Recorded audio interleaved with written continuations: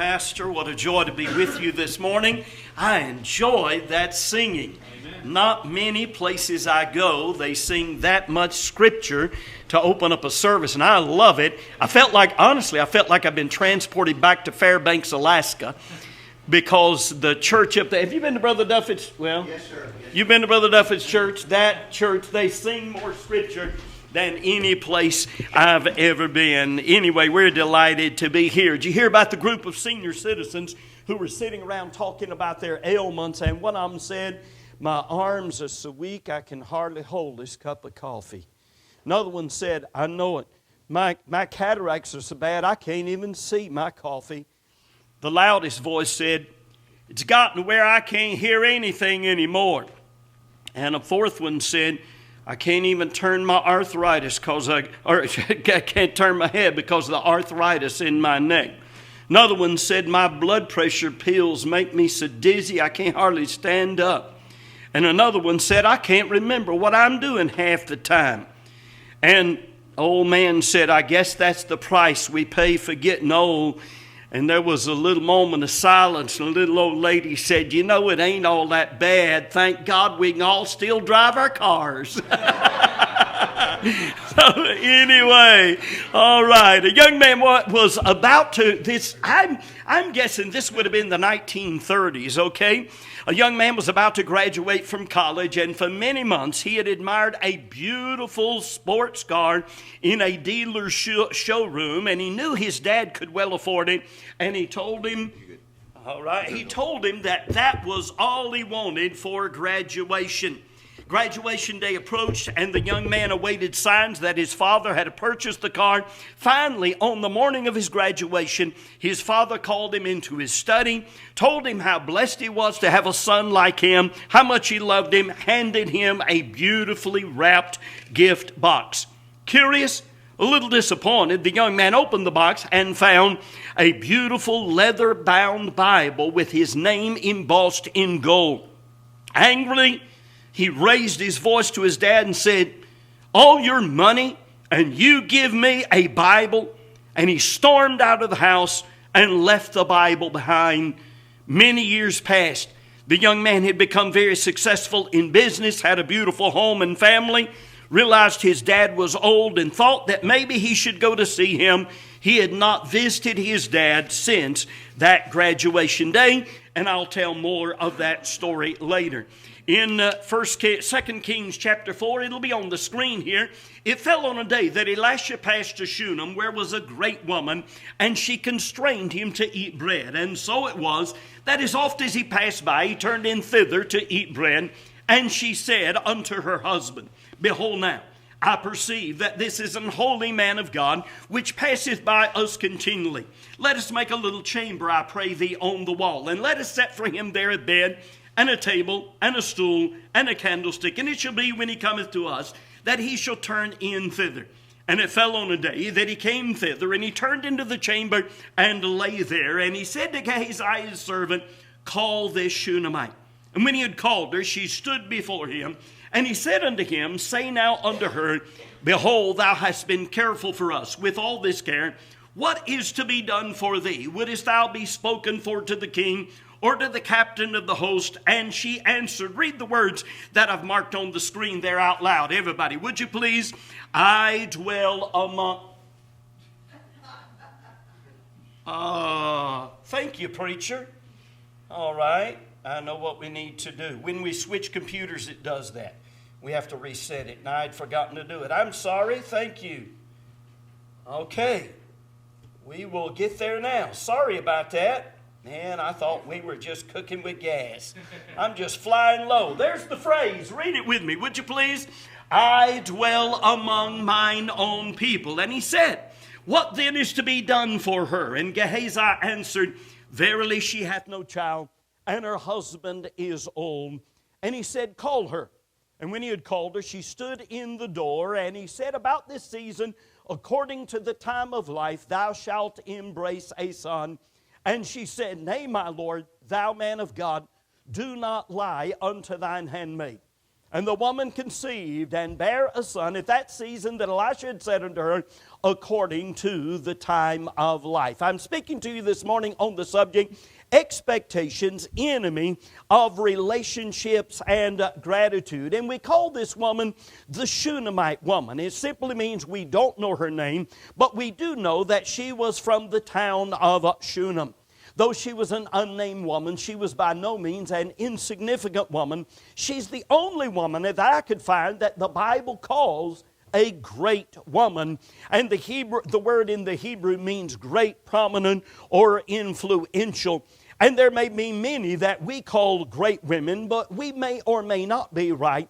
But here is clear authority that this woman was a great woman. And in what ways do we see her greatness? Number one, she had a deep contentment with her lot and her position in life. Notice when he asked, what is to be done for thee? Would you like me to talk to the king or to the captain of the host? And she said, I dwell among mine own people. Where was she? At home with her husband, later with her husband and child. And where might she could have been? Remember, he had the connections there. Maybe she could have had a royal position with royal treatment. Maybe she could have been a lady representative in the king's palace with a royal income and royal provisions. May I say to you, there's something beautiful about a man or a woman who want what they have and have what they want. I've studied this thing for years, and I've noticed a great truth, that the ladies who are turning out contented children, who are happy and serving God, are ladies who are contented and happy with their position in life as a wife and mother and homemaker. The picture on the screen in front of you is of Bob and Ruth Doolittle. They were missionaries to Brazil in the 1960s. When they first went there, Bob's still a friend of mine, and I spoke in this very spot where you are looking. That building was not there, but I spoke in that very spot at a camp several years ago now. And these people, when they first went to Brazil, did not have the money to actually be able to rent a house, purchase a house, but there's this land there. They decided they would live in a tent, in a jungle. Can you imagine that? Now, this is not just anybody. This is American missionaries. You say, what was it like there? Well, when I was there, Bob Doolittle and I spread out a snake skin between us that crawled out of their lake where they swim when they have camp there. So that's what you can expect if you live there. How in the world? Could I tell you, all of their children, I think they had 8 children, all of their children were contented, happy, serving God. All of them, and in fact at least 2 of them I know are full-time missionaries in Brazil right now. How did they do that? Bob Doolittle took me down to a little creek that was in the area right there. And he said, Brother Davis, our whole family used to come down here. And he said we would put a grill right over there and we'd cook and the children would swing off of that limb and drop into the creek. And he stood there, and as he stood there, the tears started flowing as he remembered what it was like back there when he was raising his children on the simple things of life. Now, I don't believe it is a sin for a lady to have goals in life or work some outside the home. Proverbs 31:16 talks about the virtuous woman. She considered a field, she bought it, she planted a vineyard with her very hands. But I will tell you this, the old-fashioned concept of a lady primarily being a wife and a mother is a Bible concept that we really have not improved on in our day.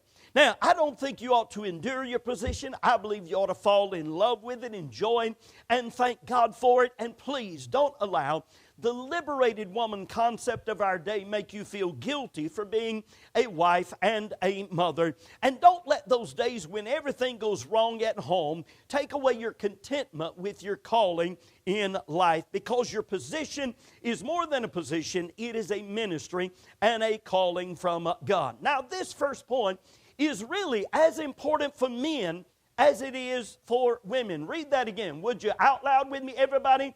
Be content with the place and position God gives you in life. Men, have faith and vision and goals. But when you're in God's will, doing what God wants you to do, be content. Paul said, I've learned in whatsoever state I am, therewith to be content. For me lately, that depends on, last week I was in the state of Ohio, and the week before that I was in the state of Nebraska. So whatever state it is, you be content. I'm thrilled to be in the state of Illinois. I live in Illinois. I told the preacher this morning, I hardly ever get to preach in Illinois, but I love it. And thank God for the privilege. Secondly, why was this woman a great woman? Because she had no wrong expectations. Notice when he said, you want me to talk to the king for you or the captain of the host? And she said, I dwell among mine own people. And then when he said to her, you are going to have a child one of these days. Do you remember what she said? You would expect her to have said, oh, this is so exciting. This is wonderful. Thank God. I've never been able to have a baby. I'm going to have a baby. It's not what she said. What she said was, nay, my Lord, thou man of God, do not lie unto thine handmaid. And he looked at her and he said, you will embrace a son. Now, here it is. Have faith, have vision, have goals, have trust in God. Learn to ask God for the things you need and the things He wants you to have. But get rid of virtually all of your human expectations. Expectations destroy friendships. They produce anger. They are the enemies of your being able to develop a grateful spirit. They damage contentment. Expectations produce bitterness and disappointment. I remember the first time that I heard a particular phrase. Our church in Lincoln, I was pastor there for 36 and a half years up until 4.5 years ago. And I chose, some preachers teach Sunday school. You may pastor. My pastor, Brother Vance, right now is teaching a Sunday school class. I think that's great. There were years when I actually did, but the last several years I was pastor, I chose not to teach Sunday school. I just wanted to shut up in my office, and I hardly ever shut up, but it's good to shut up in your office sometime. Anyway, I chose to get secluded in my office and just prepare my heart. One morning, knock on my office door, and this man was standing there, and he said, Brother Davis, and they were driving quite a distance to come to our church, 1.5 hours, 2 hours, something like that, and he said, we fought all the way here this morning. He said, is there any way you could talk to my stepdaughter? And she came into my office, and she sat down there, and she was very troubled. She was from a divided home. Honestly, she was living with an angry stepfather. She wanted a, quote, normal home, whatever that is. I'm not sure anybody has ever really had one. And we sat there and we talked about how upset she was with the situation she found herself in. And she, in the conversation, she said, well, I've talked to other counselors about this before. And I had a counselor who said to me that expectations ruin relationships, and that I should, and she just kept going, and I said, whoa, whoa, whoa, whoa, whoa. What did you just say? She said, well, he said to me that expectations ruin relationships, and that I should, and I said, whoa, I have never heard that phrase in my life. I grabbed a pencil, I wrote that down. May I say to you, it is a very powerful and very true statement. And let me clarify here. Our expectations are usually built on what we perceive to be our rights. I have a right to be happy, we say. I have a right to not be treated that way. Did you know that expectations can destroy godly parenting? If I feel that I have a right to have godly children because of the work I'm putting into their training, then those expectations will become a problem for me. I heard a godly father and mother speaking together with a house full of children. Most of their children have done very well. And they said this, they said, we noticed that we were getting very frustrated with our children because our expectations for them were up here. Our expectations were of perfection, and the way they could perform was only right here. And so everything between here their actual ability to perform and what we expected of them, everything in between there was frustration and anger.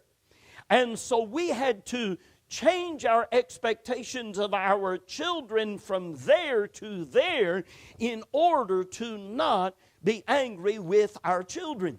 Now, should you have a goal to have godly children? Should you believe that if you're humble, obey God, do your part, trust God, that He will give you godly children? The answer is yes. That doesn't mean I have a right to have godly children. I had that picture up on the screen there. I didn't even know it was up there. But anyway, you saw my family a little while ago. And, we've had our struggles like anybody else. We've got 4 children, 13 grandchildren now. But by God's grace, as far as I know, they're all in church serving God today. And I really thank God for that. But you know what? I never feel like that I'm entitled to that because I've done some kind of something, whatever. I texted my oldest grandson. He's in Arkansas today. And I texted him this morning. I said, I heard you struggling in a couple of areas. And yeah, feel free to call me if you want to. I was doing that just a little bit a while ago. Right before the service started, he texted me back and he said, I'll call you this afternoon. He said, I'm about to preach right now. Man, what a blessing to an old grandpa that his grandson's about to preach. And I texted him back and I said, man, that's great. I wish I could be there to hear you preach this morning.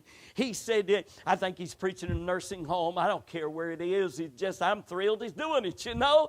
He can be preaching to 10,000 people. He can be preaching to 10 people. I don't care. He's serving God. That's all that really matters. And he texted back. He said, yeah, I wish you could be here to hear me. And so we'll talk after a while. I've got a message on the table back there entitled, What to Expect from a 12-Year-Old. When I first preached that message at our church, and most of those messages were preached in Lincoln, they're on the table back there. When I first preached it at our church years ago now, I thought I was preaching it for parents to give them what the proper goals were for their children. And then we found out that the message was motivating children themselves. I'll explain that in just a few moments. The message comes from Luke chapter 2 where Jesus was in the temple. You recognize we see Jesus as a baby, we see Him at age 12, and we see Him at age 30, and you don't see anything else in between. You can guess what the rest of it is. You don't really know. Those are the only times. And so it's like, I asked myself the question, why do we see Jesus at age 12? It was like the Lord said, because I want you to see what a young man is supposed to be. Age 12 is the age where a boy becomes a young man. Age 20 biblically is the age where a young man becomes a man directly responsible to God Himself. And I have a message on that subject as well. But here is Jesus at age 12, and it was like the Lord said, I'm trying to show you what a 12-year-old is supposed to be, so you don't have any problem with them in their teenage years.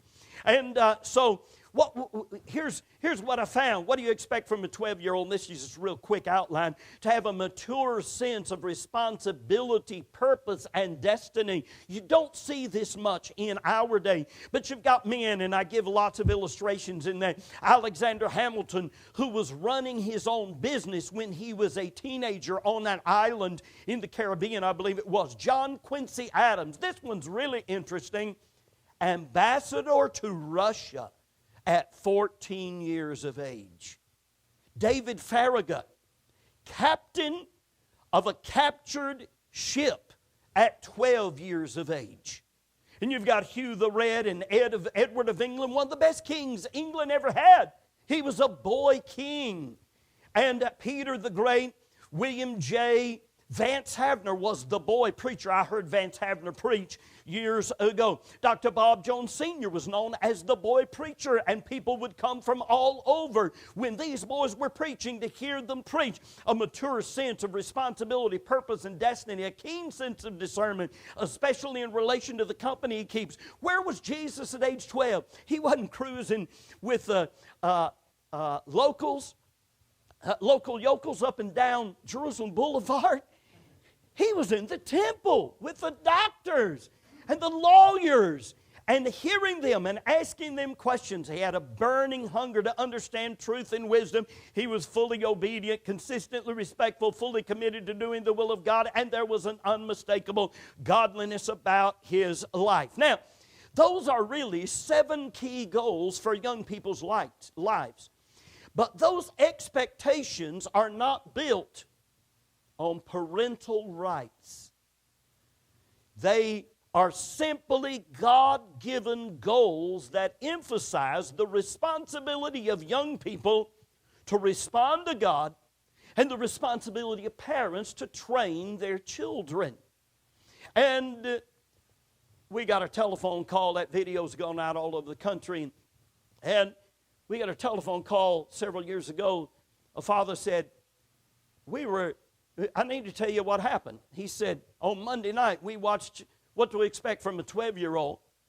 And he said, the whole family sat down and watched it. He said, on Tuesday night, my 10-year-old son finished eating and got up from the table and started helping clear the table, clear his spot, clean up the kitchen. He said, I was amazed. I looked at him and I said, now, son, this is wonderful that you're doing this. Why are you doing this? He said, well, I heard Mr. Davis on that video last night say that by age 12, I'm supposed to be fully responsible. I'm 10 years old. Don't you think it's about time I learned to do that? Now, why did that motivate him? Because it was not human expectations. It was God's expectations, which are never unreasonable. Now, I was talking about rights and I was talking about responsibilities. Somebody said you emphasize rights and you will have a rebellion. You emphasize responsibilities and you will have a revival. We're in a revival meeting here for a few days. I'll be preaching about your responsibilities as husbands and wives and parents and as children of God. And if you cue into those responsibilities and humbly accept them before God, may I tell you, we'll have a revival. It will happen. That's it. And you see, what God expects is never wrong or heavy. What sometimes we think, what God expects is really tough. Jesus said, my yoke is easy, my burden is light. Everybody's going to get in some yoke. You're either in Satan's yoke or you're in God's yoke. One or the other. There's no choice. It's one or the other. So Jesus said his yoke is easy, his burden is light. But what man expects based on perceived human rights is almost always oppressive. One parent explained this to his children this way. He said, no, I don't have a right to be treated respectfully by you. I do have a responsibility to teach you to respect your authorities. So parents, you got to train your children to respect others, to stand up before their elders. That's what that verse is talking about. You rise up before the hoary head.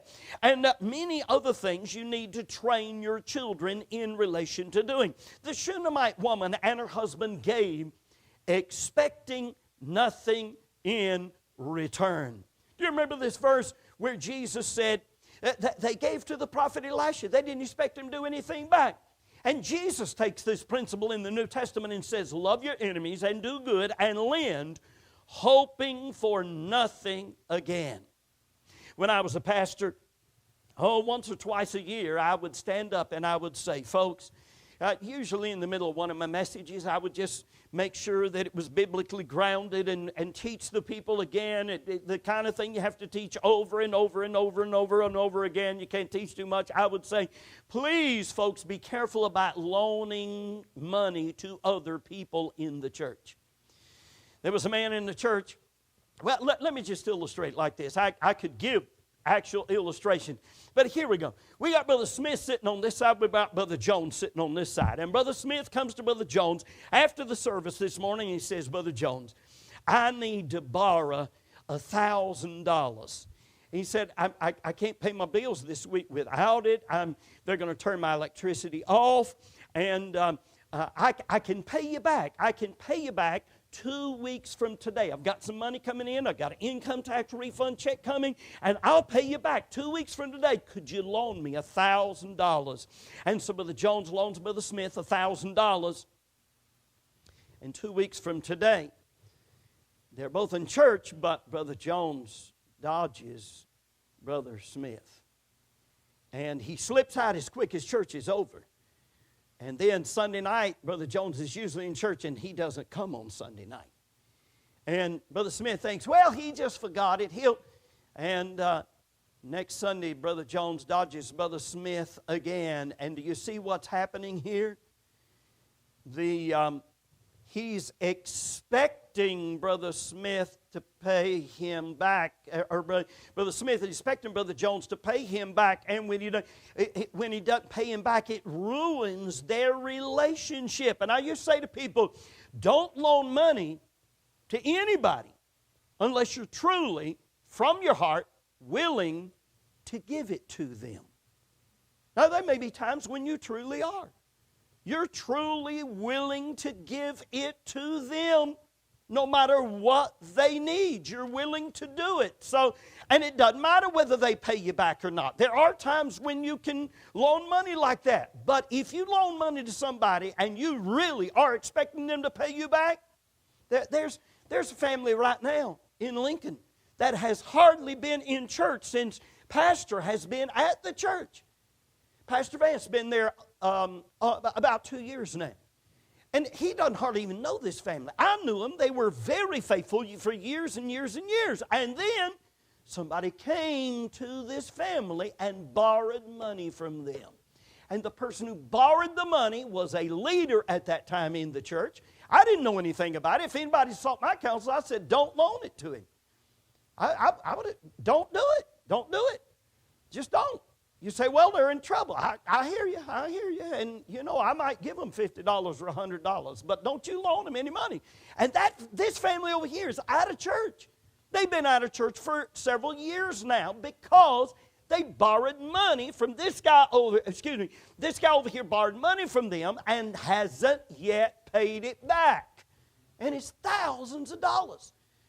And this person over here was not spiritually strong enough to handle that. Expectations ruin relationships.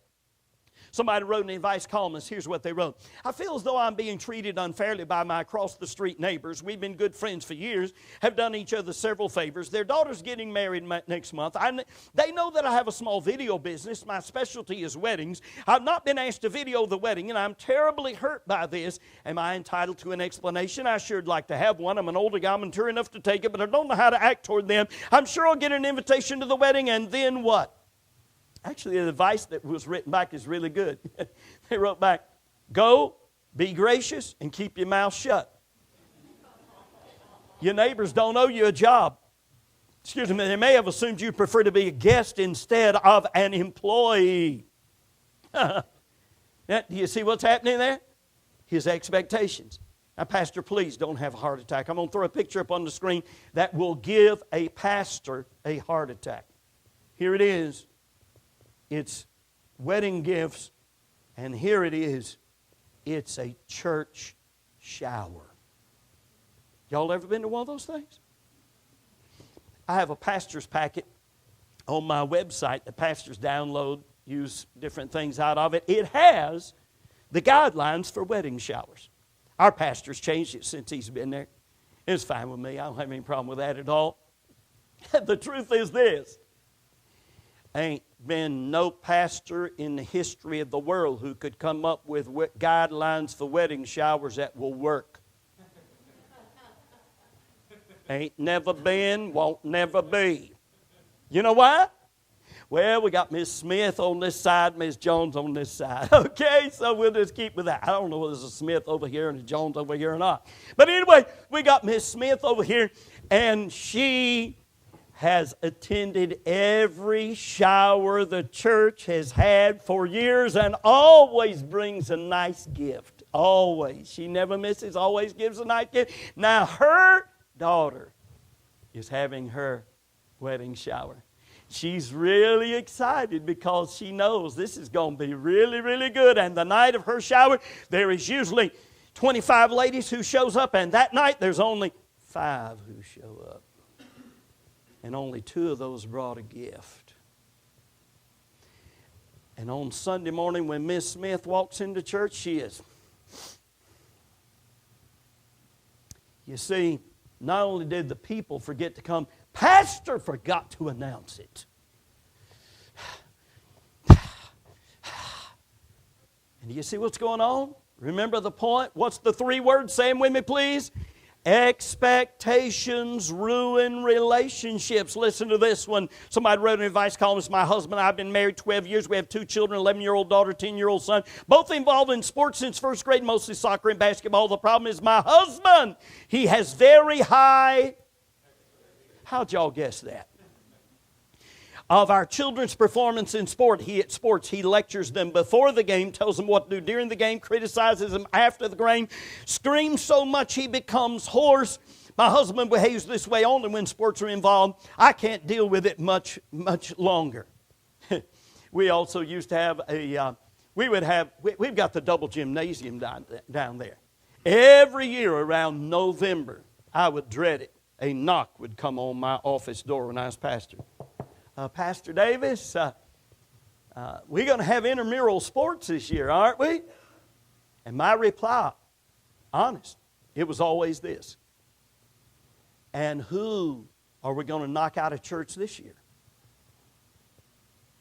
You remember last year we lost this family, whole family, they're gone.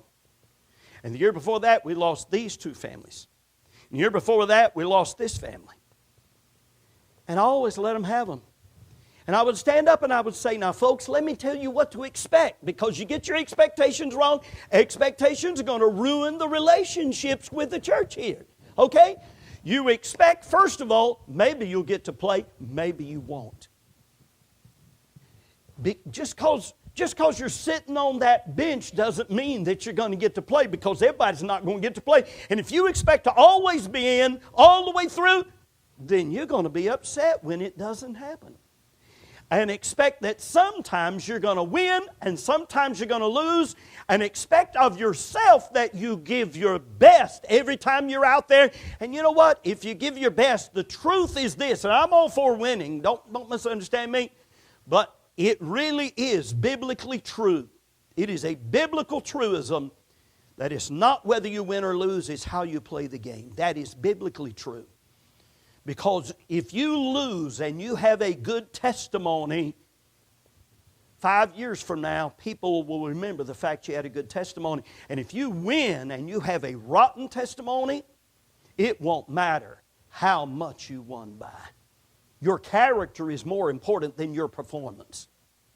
Anyway, so, and we would, trying to save some money, we would use our own men occasionally to ref the games. And that ref is blind as... What are you doing calling that? What's the matter with you anyway? You see it? And people would get upset almost every year. People would leave the church because of it. Did you ever hear a lady nag her husband? Honey, this isn't going to work. See? It's not working. See what I'm trying to tell you? It won't work. See, I told you it wouldn't work. You better be glad I'm a submissive wife, or I would have never tried to start with.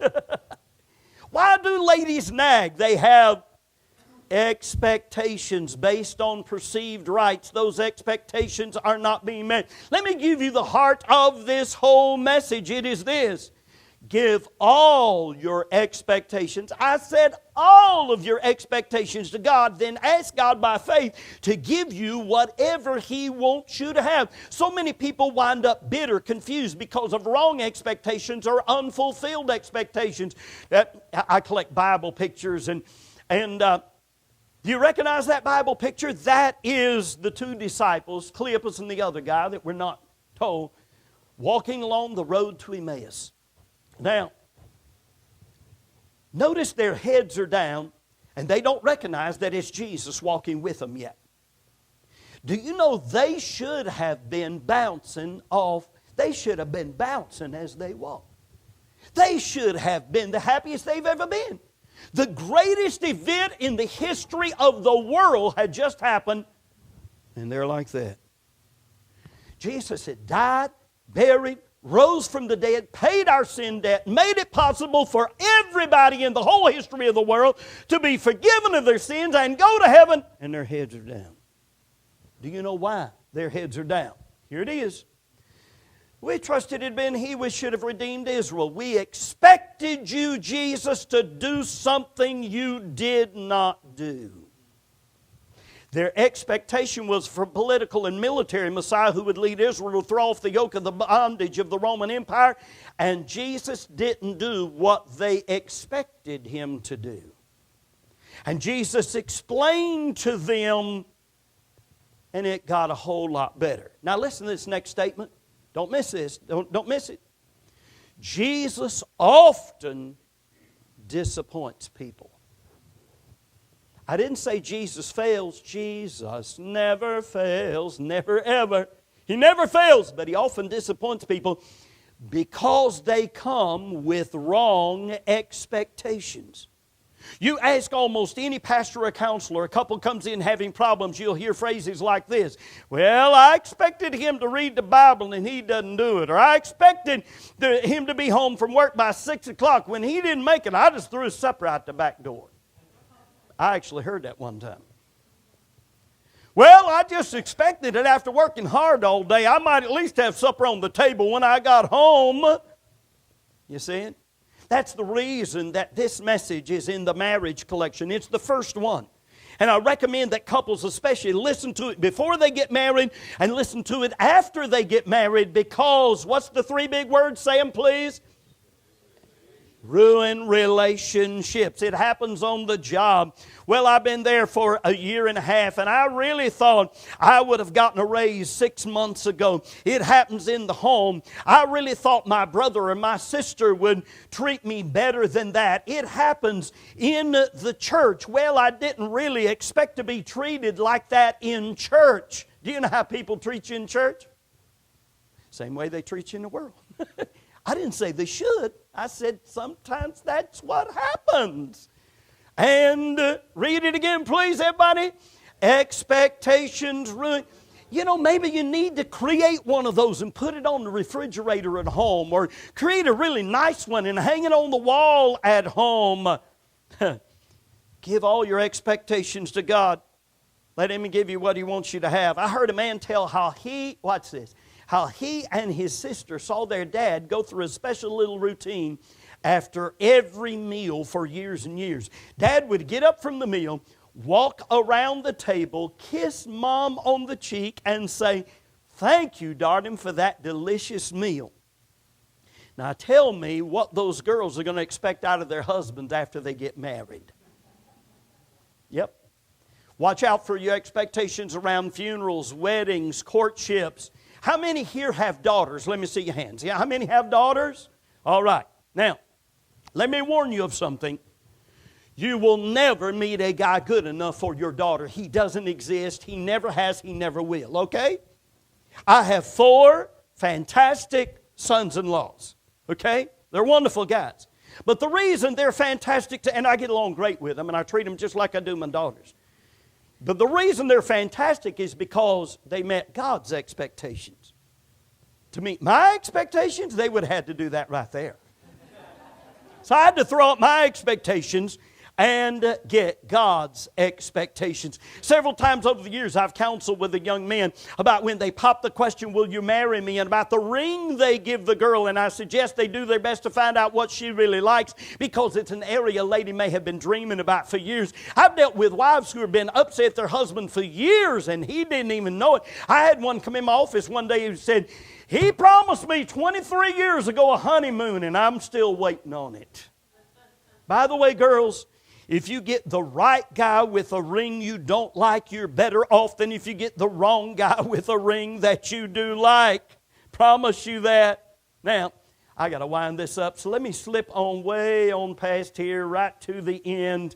I'm talking about how we're brats with God sometimes. We expect normal babies, and if they're not normal, we sue the doctor or we get mad at God. And I don't have time to do that one. But anyway, gratefulness grows where there is an absence of expectations. You put a tropical plant in a tropical environment and it will grow and prosper. You put it out in the Illinois winter and I promise you it's going to die. Ruth was grateful. She had no expectations, and so she was very excited because of Boaz's kindness. Now, you got to get two thoughts here, and I'm done. Number one, stop comparing yourself to other people. There's the verse that talks about it. You compare yourself with other people, you're always going to wind up short. I mean, that's the way it is in life. And number two, give all your expectations to God. Really, the text verse for this message is Psalm 62:5. There it is. Read it with me, would you please? My soul, wait thou only upon God, for my expectation is from Him. And there was that young man I was talking about at the beginning. He was expecting that sports car, and he hadn't seen his dad since graduation day. And before he could make the arrangements to go see his dad passed away. And the word came to him. He got the telegram and they said, you need to come back home. He arrived at his dad's house. He was sad. He was regretting. Began to search through his father's important documents. And there was the Bible. His name embossed on the front of it. From years ago, he was so disappointed. And tears streamed. He opened the Bible, remembering that day. He turned through the pages. His father had carefully underlined the verse, if ye being evil know how to give good gifts to your children, how much more will your heavenly Father give to those who ask Him? And as he was reading those words, a car key dropped from the back of the Bible. It had a tag attached with the dealer's name on it, the same dealer with the sports car. On the tag was the date of the graduation and these words, paid in full. And he ruined many years of his life relationship with his father because his father met his expectations, but he didn't think he did. Father, help us to get this area of life right, because if we don't, we're going to mess up in so many areas of life. In Jesus' name, amen. With our heads bowed and our eyes closed.